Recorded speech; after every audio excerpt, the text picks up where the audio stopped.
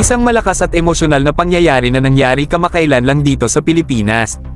Ang US Army at US Marine Corps equipments ay na-offload na sa Subic Bay, Philippines Freeport noong nakaraang linggo para sa mga pagsasanay na sulok-ib at balikatan.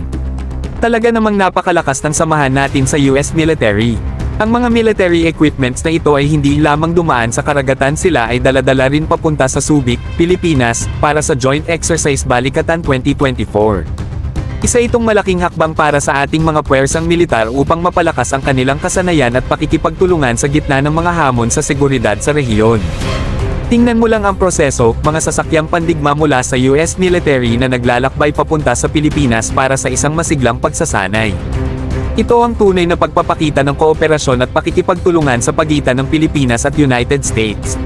Sa ganitong mga pagsasanay, hindi lamang tayo nagpapalakas ng ating mga kakayahan sa pakikidigma, kundi nagpapalalim din tayo ng ating ugnayan bilang mga kaibigan at kaalyado sa larangan ng seguridad.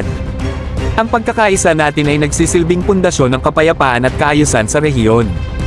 Hindi lang ito tungkol sa mga pagsasanay sa kampo, ito ay tungkol din sa pagpapakita ng dedikasyon at tapang ng ating mga sundalo. Sila ang nagtutulak para sa seguridad at proteksyon ng ating bayan, at sa tuwing nakikita natin silang gumagalaw, alam nating ligtas tayo.